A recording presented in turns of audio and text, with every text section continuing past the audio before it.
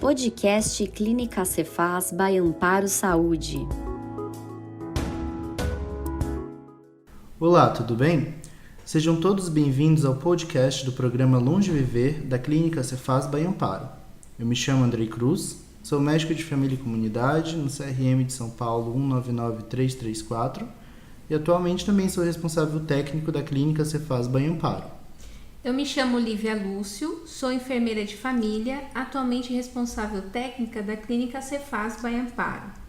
Este é o primeiro podcast do programa Longe Viver. O programa foi desenvolvido pela equipe dedicada da Clínica Cefaz by Amparo, com o objetivo de divulgar assuntos em saúde relacionados à temática de envelhecimento, debatendo sobre questões de aspectos biológicos, sociais, culturais e coletivos que envolvem o tema. No podcast de hoje, temos como temática uma pergunta: ser jovem é a solução?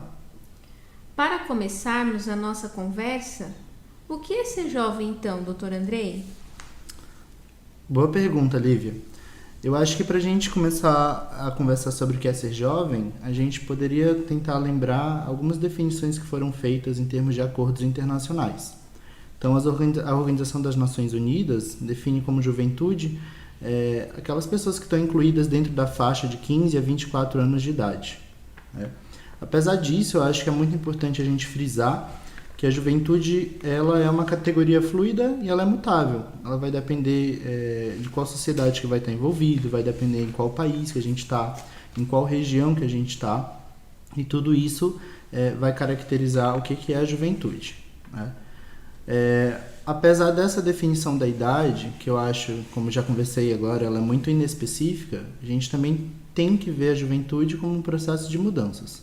Né? Então, a juventude é um processo de mudanças, um processo de maturidade, nesse momento com o surgimento de novas ideias, com a ideia de crescimento, de desenvolvimento e principalmente de renovação. Eu acho que se fosse para a gente tentar resumir a juventude é um processo de renovação, de novas descobertas e principalmente de adaptação. Se a gente for tentar fazer aí um paralelo ou fazer uma comparação, a gente pode ter a Raíssa Leal, que é a nossa atleta brasileira de 13 anos, que foi a atleta mais jovem a participar de uma Olimpíada aqui pelo Brasil. Nas últimas Olimpíadas agora de Tóquio, ela foi medalhista de prata e é a 7ª pessoa mais nova de toda a história a faturar uma medalha. Da mesma forma, no outro extremo a gente tem o Oscar Swan, que ele é um medalhista de prata. Ele foi medalhista de prata aos 72 anos nas Olimpíadas de 1920 na Antuérpia. E nessa mesma Olimpíada a gente também teve o Sebastian Wolf, que na categoria de tiro esportivo, esse brasileiro conquistou o bronze aos 51 anos. Então, a gente tem aí as diferenças de idade que são bastante importantes em termos de números, né? Mas ao mesmo tempo em termos de novas conquistas, de descobertas, né? De adaptação também, a gente vê que são extremos de idade que estão tendo processos de vitória e processos de conquistas que são bem importantes.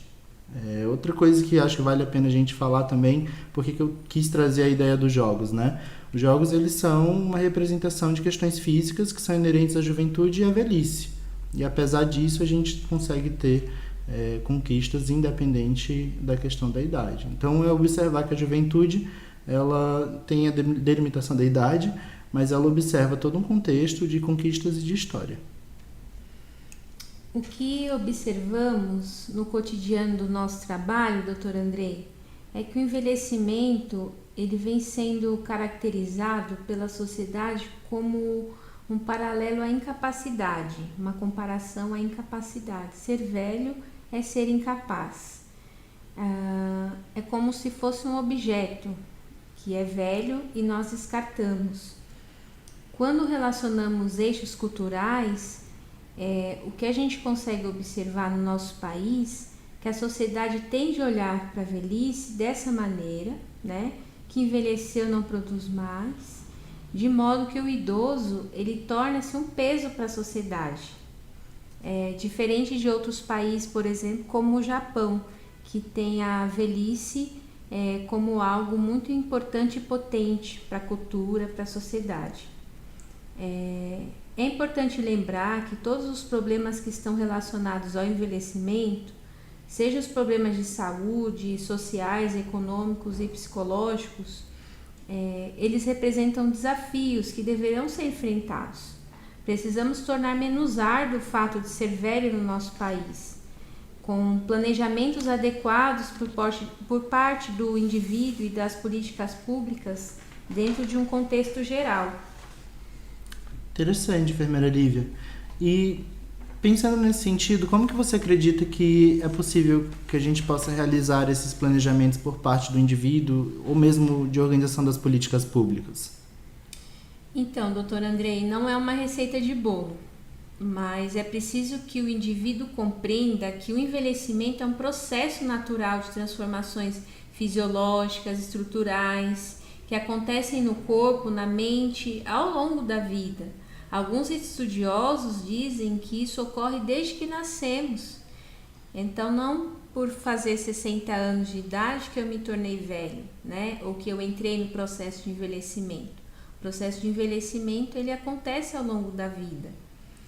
Podemos, por exemplo, tentar viver ao longo da jornada com metas para o alcance de um envelhecimento saudável. Procurar uma velhice com senescência, que a gente chama que é o processo natural do envelhecimento. Ter qualidade de vida, alimentar-se com qualidade, realizar atividade física, diminuir a exposição de situações estressoras, disponibilizar maior tempo com as pessoas que ama, criar vínculos fortes, maior organização financeira para evitar preocupações relacionadas às finanças, fazer atividades prazerosas de lazer, cuidar da saúde realizando exames periódicos, enfim, condições não compatíveis com o estilo de vida da maior parte dos indivíduos hoje. Quanto às políticas públicas, a participação social é um dos caminhos que precisamos percorrer para que a cobrança do olhar dos gestores estejam voltados também para essa causa. Precisamos solicitar ampliações, por exemplo, de serviços como instituição de longa permanência para idosos mais frágeis, né, em condições sociais de vulnerabilidade, programa acompanhante de idosos, unidades de referência à saúde do idoso, revisão do Estatuto do Idoso de 2003, são ações que seriam fundamentais e que demonstrariam que a comunidade está olhando para o envelhecimento de uma maneira diferente. Nossa, muito legal. E, enfermeira Lívia, na sua opinião, você acha que ser jovem é a solução? Eu opino que ser jovem é uma das etapas do ciclo biológico da vida, assim como ser velho também. Cabe a cada um de nós buscar um envelhecimento saudável e bem-sucedido. Levando em conta que nosso país será a sexta potência em números de idosos em 2050, com a inversão da pirâmide etária, sabemos que uma parcela desses idosos serão frágeis e não há dúvida que isso terá variações de indivíduo para indivíduo. É importante lembrar, Dr. Andrei, que o aumento da expectativa de vida é uma conquista da humanidade e quem não quer passar pela velhice no ciclo de vida terá que morrer jovem. E rejeitar o expressivo número de idosos é ignorar os novos tempos. Precisamos nos integrar, lembrar que todas as faixas etárias são importantes e temos a obrigatoriedade de adaptação à realidade que vivemos e não hostilizar aqueles que são nossos ancestrais e participaram da nossa construção de formação intelectual e de vida. Precisamos respeitar e valorizar a velhice. Bom, pessoal, eu acredito que seja isso. Espero que vocês tenham gostado da nossa conversa de hoje. Esperamos vocês no próximo podcast do programa Longe Viver da Clínica Cefaz Bahia Amparo.